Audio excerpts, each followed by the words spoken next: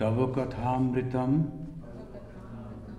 तप्त जीवनं कविभिरीडितं कल्मषापहं श्रवणमङ्गलं श्रीमदाततं भुवि गृह्णन्ति ये भूरिदा जनाः.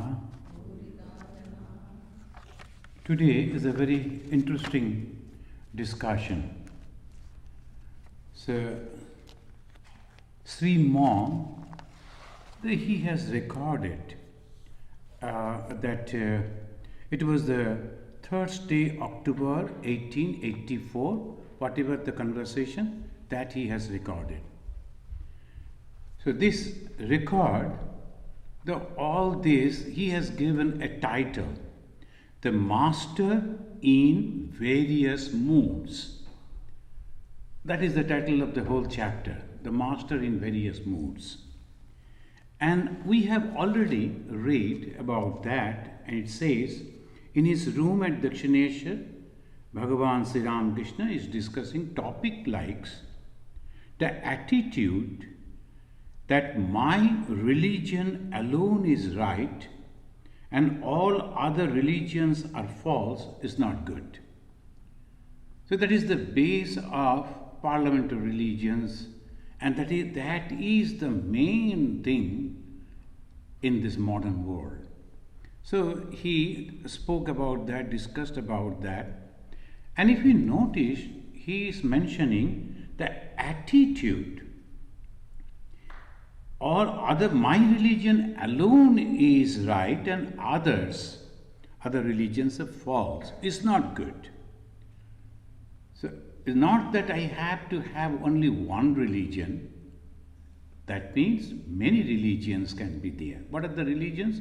The paths, different paths. So that is the speciality of Sri Ramakrishna, Sarva Dharma Samannaya. Second, he is mentioning that all power in the hands of God. Trump or defeat is in the hands of God.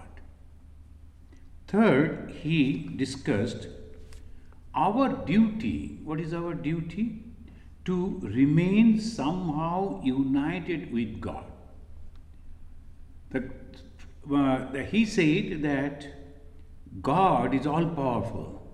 So whether he will be successful or failure, it depends on him. Then what we should do?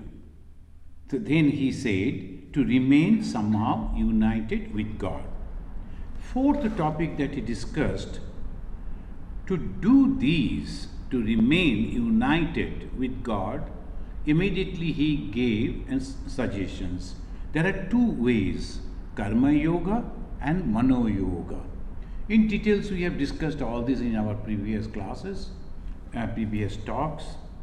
Fifth point that he has discussed, all actions drop away when man reaches the stage of the Paramahamsa. That is the highest stage in the spiritual life. Parama means highest. Hamsa, here is the word, literal translation, it will be swan, but actually is that condition of mind where no attachment remains. And when there is no attachment, there is no desire. And when there is no desire, there is no action at all. This action that I will go and bow down in the temple, or I will fast, or I will go to holy places, or I will do some action of the spiritual thing, all drops away at this stage, Paramahamsa. Why? He remains himself the God. He remains in that condition, the godly condition. And he is the Brahman. That is called Paramahamsa condition, and no work remains. Sixth, he discussed in this chapter, that's why Master Mahasaya, when he gave that title, that the Master in Various Moods, see so many wonderful topics, and we have already discussed these. So many wonderful topics it already discussed. One can attain everything through Bhakti Yoga. In one line, of course, as a statement of fact, he mentioned, one can attain everything through Bhakti Yoga. Bhakti means first you have to have the complete faith in the existence of God. Then you have to have the love for God. Then you have to have the dependence on God. And when you are completely depending, then your ego is completely absent. When ego is absent, what remains? So you again become God yourself. So transforming into Godhead. So that he is telling through Bhakti Yoga. One line, small, half a line. There he is mentioning through Bhakti Yoga everything. So these are the things. Then he said, Hatha Yogis, someone questioned, he said, Hatha Yogis identify themselves with their bodies. So different yogas are there, and there is called Hatha Yoga. Hatha Yoga is mainly for the bodies. Spiritual teachers must renounce the world completely. The renouncement, there are positions are there, mental renounce and external also. Sometimes some people they externally renounce, mentally too, they try. Here he is telling those who will become the teacher, for them no option. They must have to have both mental and physical renouncement of the world. World means not that he won't eat food, not that he won't wear clothes, not that he won't live in a house, not like that. But no attachment to it. Nothing. Why? Because he knows God alone exists and nothing else. The completely different attitude, so spiritual teachers must renounce the world completely. Ninth topic that he discussed, the Vedanta says that a man does not even desire to know God unless he has a pure mind. This is very important. A handful of people, they try to realize God. Very handful of people.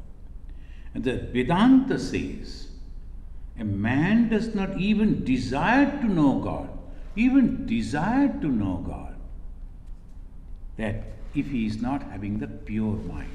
What is this pure mind?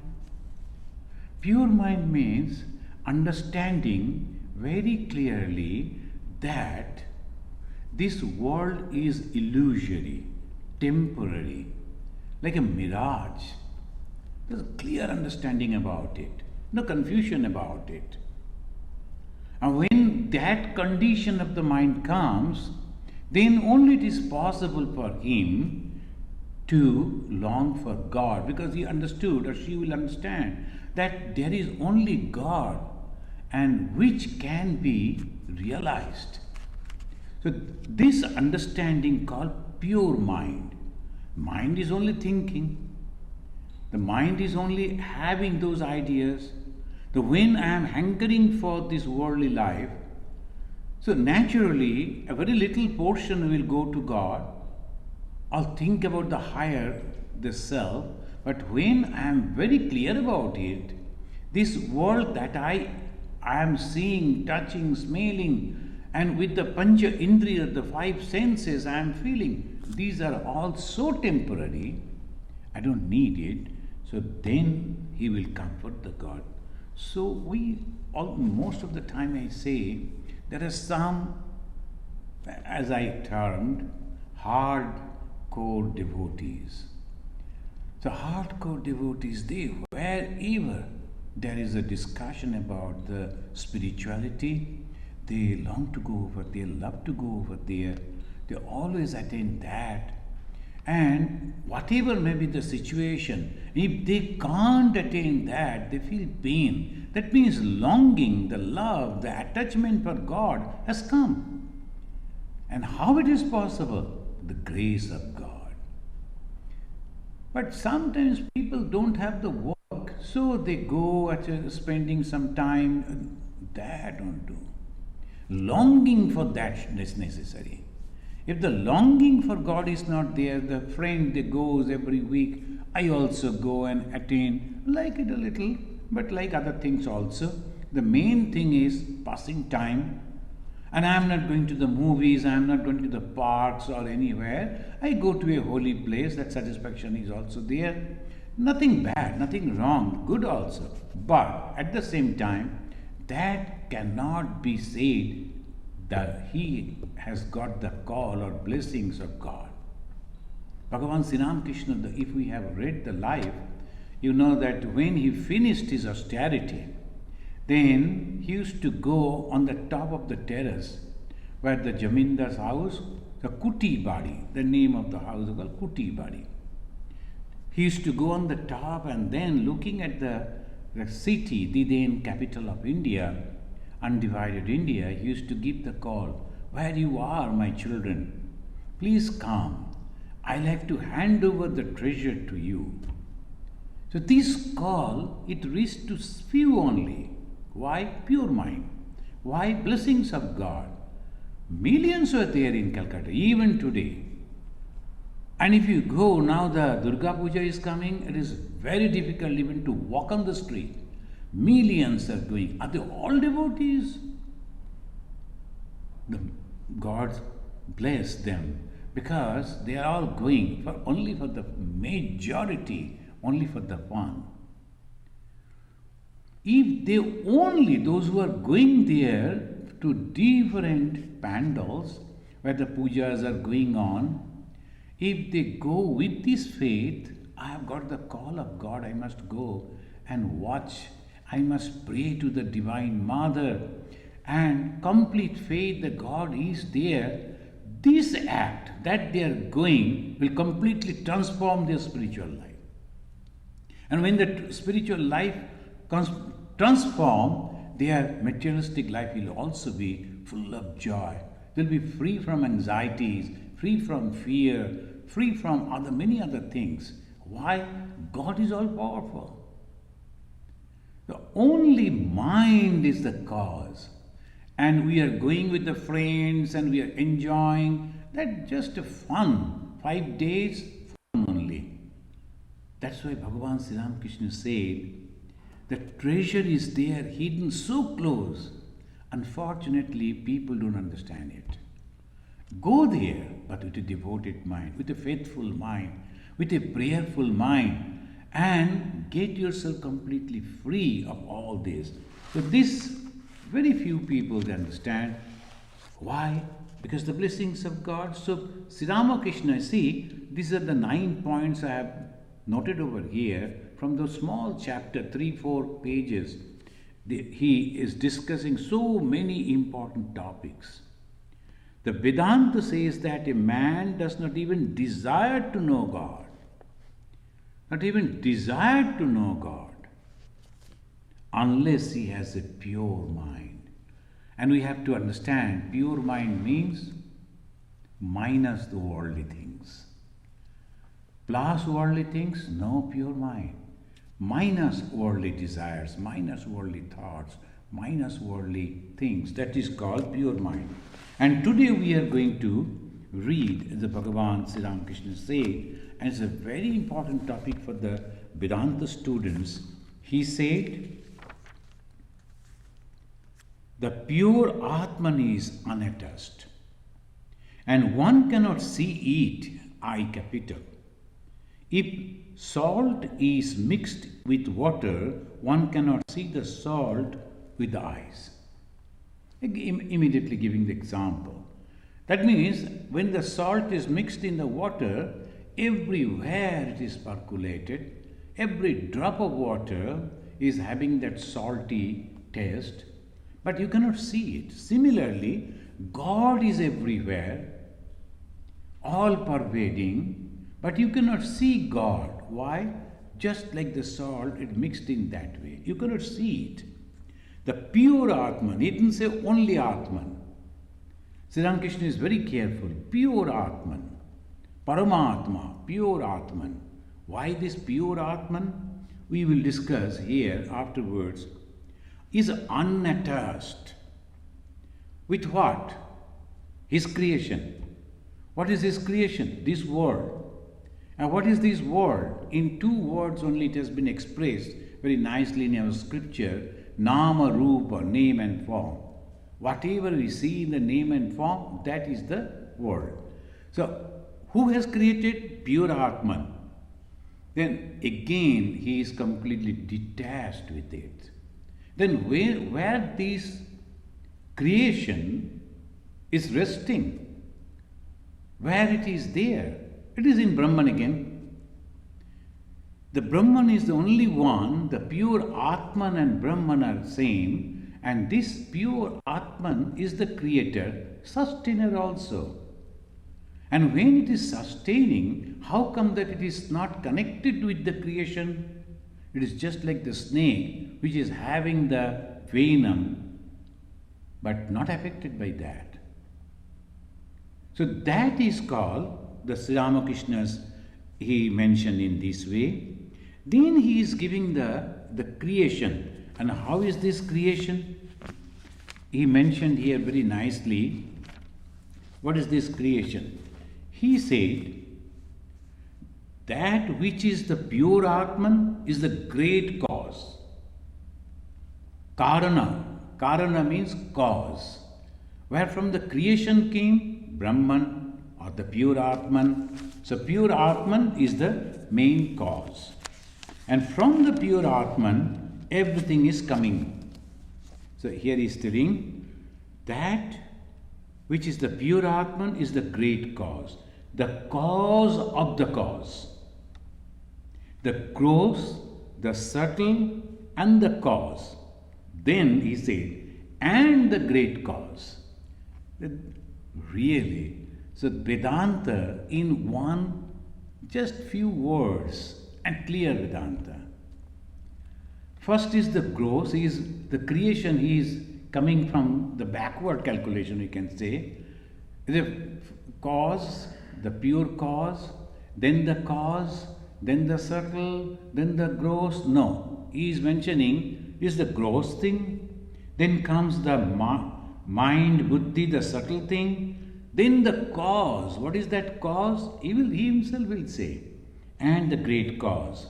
Then he is mentioning the 5 elements are gross. What are the 5 elements? Shiti, Apa, Tej, Marut, Bhoma. That every day at the time of Arati we are using Shiti, Apa, Tej, Marut, Vyoma. These are the 5 causes. They are gross. Then come mind, buddhi and ego are subtle. The gross means we can see, we can touch, we can smell, we can feel like that. And here the mind, buddhi and ego. He never said only mind. He is mentioning the buddhi and ego. We will give the definition, what is that buddhi and ego. So buddhi and ego are the subtle thing. And then comes Prakriti, the primal energy is the cause of these. And finally, Brahman, pure Atman, is the cause of the cause. So this last Sunday when we were having the retreat was on Vedanta, the journey from finite to the infinite. Then one devotee, one gentleman, he was arguing, the pure Brahman has nothing to do. So something else has created this. That is the wrong conception. It is the pure Atman again. From the pure Atman coming down, the cause. What is that cause? Prakriti. What is that Prakriti? Maya. What is that Maya? Power of God. Power of that Brahman. But disassociated. How it is disassociated? Then they say it was the desire only. Just desire came as if crossed. And moment the desire came, in that mind of the Supreme, the Paramatma, Parama Brahma, immediately they are, from Brahman came its power, which is mind, which is Maya, and it became the Prakriti, another name of the same Maya. And what is this Maya of the Prakriti? Sattva, Raja, Tama, Guna, three gunas. And when the Sattva, Raja, Tama gunas are there, obviously when it is without any changes, then no creation. When it is changing, creation begins. So this is the Vedantic way of explanation. But final cause is the great cause. Without that, nothing was there. So if we deny that, no, he has not done, it has not done anything, it's better to use the word it. It has not done anything, then we have to accept another existence apart from the Supreme Brahman, the Prakriti. That cannot be. If you are accepting, of course, from Prakriti creation is a coming, but where from the Prakriti came? So I was going on asking him, where from the Prakriti came? Where from the Prakriti came? The Prakriti came from that only. So exactly on this point, many of the philosophies are a little confused. They always say that God has created. If God has created, then where from all the bad thoughts, bad actions, the miseries, torture, where from it came? Then they are cautious. The God is kind, God is pure, God is everything good. Then where from the bad things came? Then say, oh devil. What is this devil again? Where he was, they don't answer. This is the problem, because they always are doubtful. The pure one, how there can be the bad things. The good and bad, it is only for us, not for the Supreme Being. Good and bad is nothing but the actions that we do. And in good and bad, it remains with him unaffected, as if untouched and separated. This is the... Sri Ramakrishna is so clear, but I don't know whether I studied. But idea is completely clear. Why? Rishi. He is creating the Veda. Not that he is explaining the Veda, analyzing the Veda. No, he is creating the Veda. So the Gospel of Sri Ramakrishna is nothing but the Veda. So we can find over here the person who never read anything, and so clear idea, because he is that. After realization, one becomes Brahman, and he was the Brahman himself. He took the human form. So obviously the greatest master, the perfect master, the best master. This pure Atman alone is our real nature. Here he never said Prakriti is our real nature. He said that pure Atman is our real nature. So again we read this passage. That which is pure Atman is the great cause. The cause of all cause. The gross, the subtle, the causal, and the great cause. The five elements are gross. Mind, buddhi means intellect, and ego are subtle. Prakriti, the primal energy, is the cause of all these. So very clear. Not that pure Atman or pure Brahman, Prakriti. Brahman, pure Atman, is the cause of the cause. Now Prakriti is cause is Prakriti, the cause of the cause is pure Atman, Brahman. Very clearly mentioned here. This pure Atman alone is our real nature. What is jnana?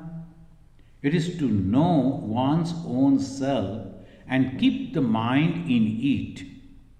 It is to know the pure Atman. So here the jnana, knowledge, but sometimes it is said wisdom. The knowledge are many informations. So to differentiate that, to clarify that, it is wisdom, it is knowledge. Now let us just little analyze this. Now we find here Shankaracharya, he is describing about that Brahman, the pure Atman. Pure Atman equal to Brahman. Sri Ramakrishna himself said, Shankara also. And Shankara is describing Brahman. How he is describing?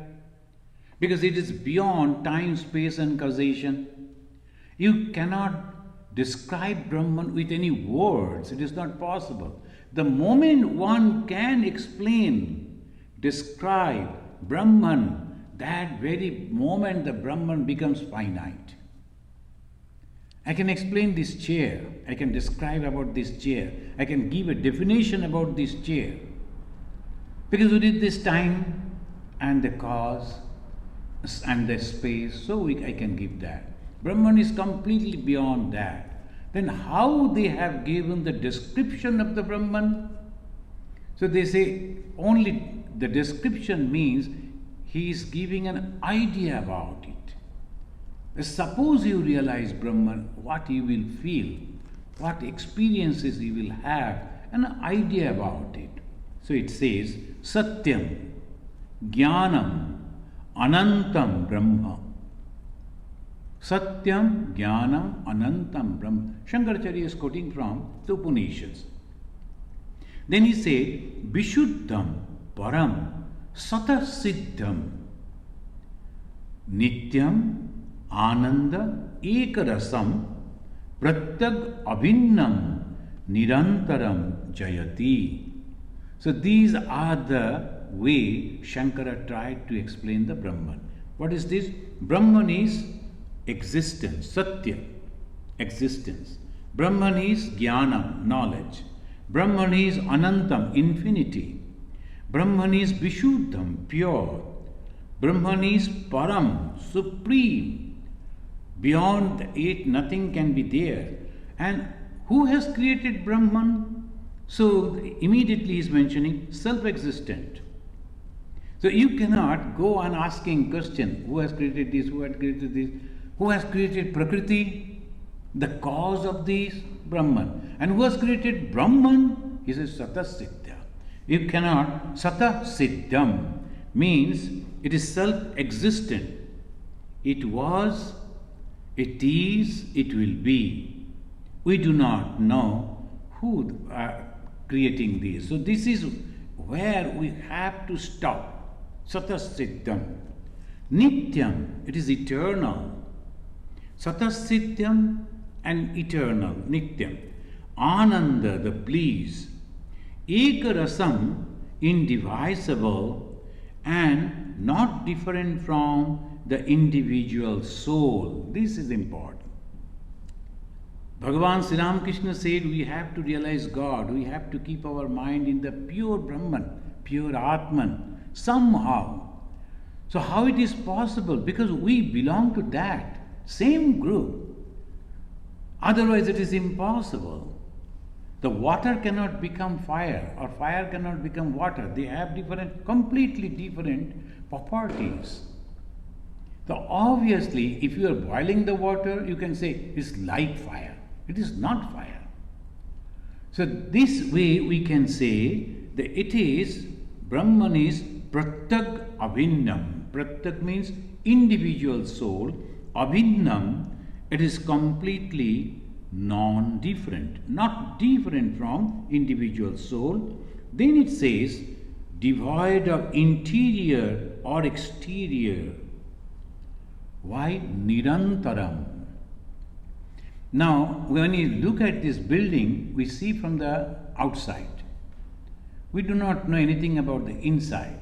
People all around, those who have not entered, so they see, oh, this is a building, it looks like this. They take the photo. But from the photo of the external, can you understand the internal thing? No. It may be different. It is different in every houses. But Brahman, inside, outside, interior, exterior, same. Ekarasam. So this is the way the people can express, no other way. So Shankaracharya, the best mind, he is thinking in this way and he is giving all these examples.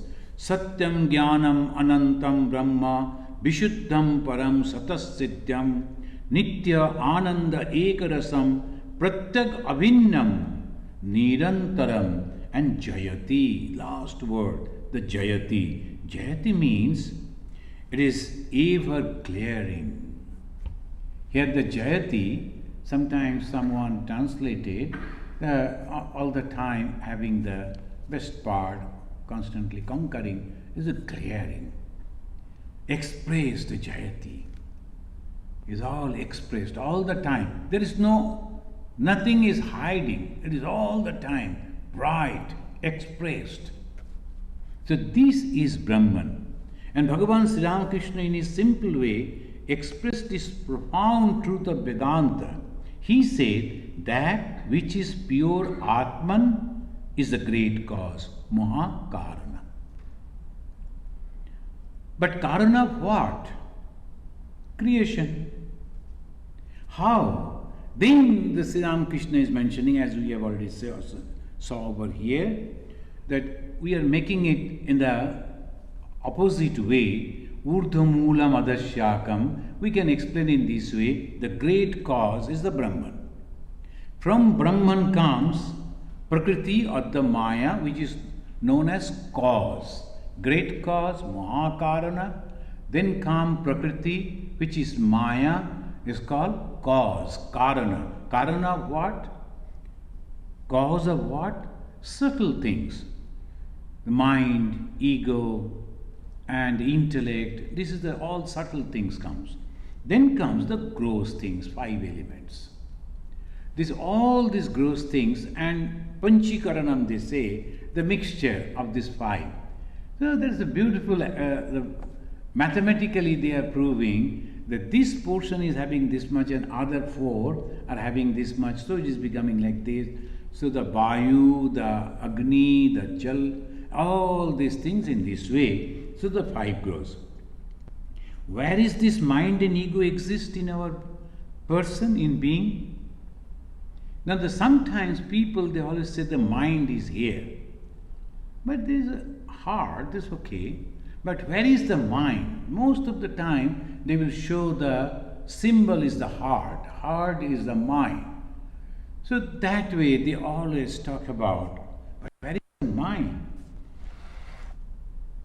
It says the organs of knowledge, Vivek Chudamani, 167th verse, it gives that's why Vivek Chudamani, that those who are interested to understand and read the Vedanta must read Vivek Chudamani. Otherwise they won't understand who is the person, how it is described, what should be the mind, who is Guru, what are the qualifications of the student. Everything it has been given over there with the definitions. And 167 in the Viveka Chudamani, the crest jewel of discrimination, it says the mind is the organs of knowledge. What are the organs of knowledge? Sight, hearing, smell, taste and touch. These are the organs of knowledge. Together with mind and form the mental set. Manomaya kosha, Annamaya, Pranamaya, like this it goes, Manomaya. This Manomaya kosha, what is this Manomaya kosha? This is a mixture of organs of knowledge plus mind. This, when it comes together, there comes the conception of I. The I and mind, that is called ego, it comes from there, from the Manomaya kosha. And Manohi avidya bhavabandha hetu. Again, in the Vivek Chudamani, Shankaracharya is telling that we are talking about the liberation from the bondage. And what is the bondage? Desire. Desire of what? These worldly things. Now, if you go back again, rolling back, where do you reach? Mind. Where from this, all the thoughts are coming, desires are coming? Mind.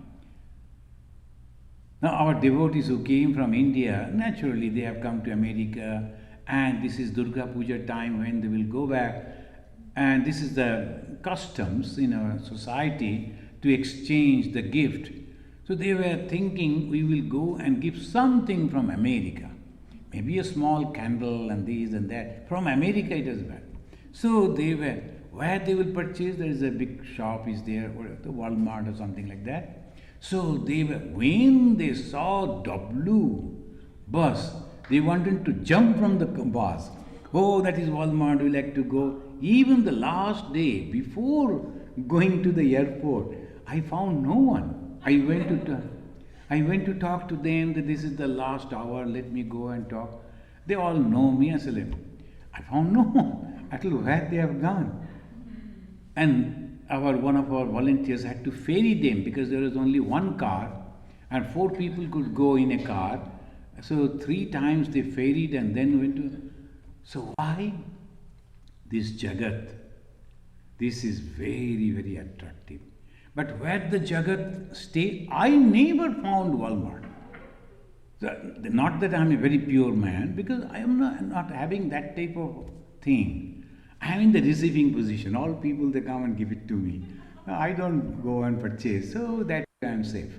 So this is the receiving end, means I want or I don't want, that depends on me. Where this me, mana, this mind, the mind is I, mind is mine, the mind is the source of all desire. The Shankaracharya is giving the caution to those people who likes to become spiritual, and he say, Mano hi avidya. What is this avidya? This desire. Mano hi avidya, bhava bandha hetu. Only this much, you see. Those who are really, they want to realize God and to develop the spiritual life, the Shankara in a half line, he said, only the desire which is there in your mind, and mind is the combination of the knowledge and the mind, so that's all, nothing else. And avidya, and this is called avidya, knee science, wrong science, bhava baddha hetu. Bhava baddha, mind is the cause of ignorance. And then we come to the Vivek Chudamani, another verse, 184, and there it says, Buddhi indriyai sadham sabritti karti lakshanaha Vijnanamaya kosha syat punsha samsara karanam. Ultimate the Vijnanamaya, after comes Anandamaya. So Buddhi, the intellect, ego, along with organs of knowledge, forms the Vijnanamaya kosha. Manomaya kosha, mind and the organs of knowledge. And Vijnanamaya kosha, Buddhi, intellect. And then ego. And then organs of knowledge. So that is called Vijnanamaya. This is the agent, and it thinks it is the cause of man's transmigration, Sukshma Sharira. Now, after our death, what goes out? So again and again we are going and having another body. This reincarnation theory, we believe it or not, this is the truth, is going on happening. Accept it or not, it is happening. So what actually goes out? This. Vijnanamaya kosha is Sukshma Sharira, the subtle body. And what is this subtle body? It says our intellect, the buddhi and the ego. These two, the I sense, it comes from the mind. And then comes the intellect, and along with that, all our knowledge, the self, it collects all the information. So all those things together, they go. This set is also known as Jiva. The Jiva means Jivatma. This Jivatma, so waking, dreamless, who is experiencing? These two. This Vijnanamaya kosha. And Sri Ramakrishna will be explaining. So let us read from there. He said, how long should a man perform his duties? Now, in our society, in the olden days, they made 4 sections of the personal life. A life that was divided into 4. The Brahmacharya, Garastha, Banaprastha, Sannyasa. every ashrama, they used to call ashrama where they stay, because that are the duties he should perform. Duties are there. Brahmachari, student, they have a duty. Garhasthi, Banaprasthi, Sannyasa, all different duties. How long they will do? So Sri Ramakrishna is telling, how long a man perform his duties? As long as he identifies himself with the body, in the other words, as long as he thinks he is the body. That is what the Gita says. To think of the body as the Atman is ajnana, ignorance.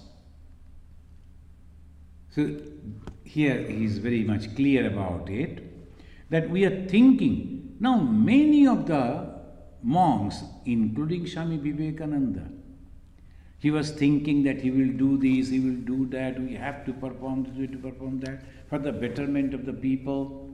But his mind was completely pure. His mind was completely unattached.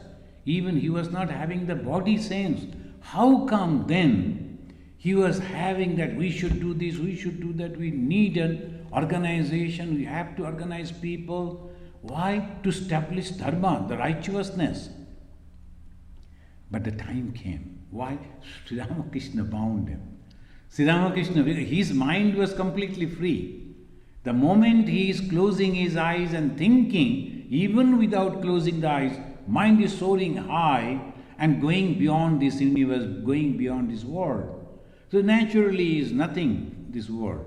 But Sri Ramakrishna knew, for him there is no world, for others there is the world, very much there. How they will get the light, how they can get the idea of liberation. So you should have to work. Parotatte sadalina, Ramakrishna samaggaya. The one who was constantly, completely merged in Paratatta. Paratatta means Brahman, pure Atman. Now Ramakrishna samaggaya, because his guru instructed him that you must work, he came down. The same thing mother. Mother's mind never wanted to be in the body. Then Sri Ramakrishna came and talked to her and convinced her, but it was very difficult. Mother told, there is no world at all, why should I be here? Then suddenly, through the Maya, and very tangibly we can see how the Lord God is using his supreme power, the Maya, the Prakriti, to bind the minds. When the mother was sitting on that veranda and the hallway, and suddenly she saw that a mother who lost her mental the balance, she is walking without noticing that the little baby crawling only and crying and crawling to and following the mother. It's a pitiful scene when that mother, she is mad, she is not noticing the child, but the child doesn't know that she was trying to reach to the mother. Seeing these, the divine mother, Ma Sarada Muni Devi, immediately came rushing to the baby and picked her up. At the moment she picked her up, then the Sri Ramakrishna again revealed himself and said, this is Mahamaya. And you keep your mind on her and live as long as I want you to live here. So that very clear idea how the Lord God is. Ma Sharadamani Devi was completely pure mind. Swami Vivekananda completely pure mind. But why they were working? God wanted them to work. Now for us also constantly you have to. Ultimately what happened? Swamiji also and Mother. If you read the biographies, you will get the clear picture of this Vedanta. The last day Swamiji said, let the dead bury their deads. Now I am ready to go, O my Master. O Master, I am ready to go. Mrite Shatkar Mritara Kuruk. Jai Prabhu Jai. If you read that, it's so thrilling. Then let me go away. Because dead means there is actually nothing. In this world there is nothing. We are only thinking it is so beautiful, these and that. Ultimately, this Swami Vivekananda, who said, why don't you work for the poor, the downtrodden, illiterate people? He said, let the dead bury their dead. I am ready, O my Lord. Let me go. Jai Prabhu Jai. So this was the last one. Ma Sharadamani Devi, she used to love that girl. And so Radhi, so that was the name. And Radhi also got married. Radhi's son was there, the Nada. It was just funny name. So Ma used to love that child also. But when the mother decided to leave her body, Sharat Maharaj, Swami Saradananda understood it.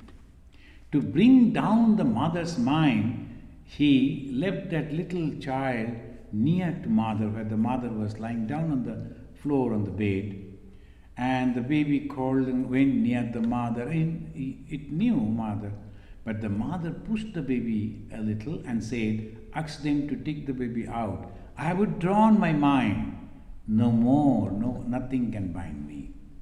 I have withdrawn my mind. I gave my mind, so I was here. I have withdrawn my mind, so I am no more here. So this is the way we can understand how wonderful this the work of Maya. The Supreme Lord, He is working through His Maya. And how we saw the clear way, the mother and the Radhu Didi, how it happened. So this Ramakrishna is telling, I accept all, the formless God and the God it formed. Because one person came, he was talking with him. Then one devotee, the business community gentleman came, and he is telling, who is this I that says, O Lord, I am thy servant? We just read from here. This I means Indriya, Buddhi, and all other things that comes. Buddhi, the intellect, ego, and the knowledge. Vijnanamaya kosha, that is I. Sri Ramakrishna giving the answer. This is Linga Sharira. Some Linga Sharira also known as Sukshma Sharira. Sharira means the body. Sukshma means subtle. Is the body, but subtle body. And it's also called Linga. Linga means the Chinna. Chinna is the idea. So this Linga Sharira or embodied soul. It consists of Manas, look at it, Ramakrishna, Buddhi, Chitta and Ahankar. Mana, Buddhi, Chitta and Ahankar. So these are the four things when it is consisting. Who is the embodied soul? Sri Ramakrishna. It is the Atman bound by the 8 fetters. And what is the Chitta? I consciousness that say I consciousness, I say all this, the concerning this body, that is the Chitta. That is, that way, the I consciousness. Revered said, what happens after death? So, let us conclude over here. What happens after death, maybe we will discuss it afterwards in the next class. This is the long discussion again. So in conclusion we can say, in the Vivek Chudamani, it helps to describe, and in all these definitions the Vedanta has given, Sri Ramakrishna is explaining, and we find the beautiful explanation. Now to conclude, we can say, cause of the cause is the pure Brahman, that is Atman, pure Atman. Then comes down cause, this is Prakriti, or the Maya, that is the power of God, or the Saguna Brahma. Sometimes we call Bhagavan, Ishvara, Hiranyagarbha. Then comes down again the Sukshma Tattva, all these subtle things that is taking the form. Then that subtle things is becoming gross. And this gross, that is this world that we see. And what we are, mixture of gross and subtle. What is the gross? This body. And what is the subtle? Man, buddhi, chitta, ahankara. And what is this I sense? That is this buddhi associated with the knowledge part. So when it comes, the knowledge part of this and the buddhi associated, then there comes the I sense. It's called Vijnanamaya Kosha in the Vedantic terminology, and that actually goes on traveling from one body to another body. And that is called Sutratma, that is called Sukshmatma. So these are the terminologies. Now ultimately what? These are all illusion. We are thinking the moment we can understand these, then it will go away. So what is this Maya? One Muslim gentleman, he attended the last retreat, and he is a professor of religion. So he reads other religions also. He knew a lot of things about Hinduism. So then he was asking this question. This Maya, what is this Maya? How it binds? The power of God that comes to us, reflect on us as ego. And this ego says, I can do, I won't do, I won't support, I won't help. All this egocentric thing, that is actually nothing, but still it is there. It is no base, but still it is there. That is Maya. There is no base actually if we go and see what is that ego, and still we are so much egoistic. The whole world conflict because of this. Understanding this in an individual way, the moment we can do, then one is completely free from the bondage. And what happens when we go back to the original definition of Shankara, of the Brahman? We back to the source. What is the source? As Bhagavan Sri Ramakrishna said, the pure Atman. Pure Atman means Brahman. And what is Brahman? Satyam, Jnanam, Anantam. All those things I will become. That I, the little I, will become the big I. Immature I will become matured I. Kachami, pakami, as Bhagavan Sri Ramakrishna said. So let us pray that one day we become the pakami, matured I, which is pure Atman or Brahman. Om Niranjanam Nityam Anantarupam Bhaktanukampa Drita Vigraham Vai Ishavattaram Parameshamidyam Tam Ramakrishnam Shirasa Namama. Om Shanti Shanti Shanti Hari Om Tat Sat Sri Ramakrishna Arpanamastu.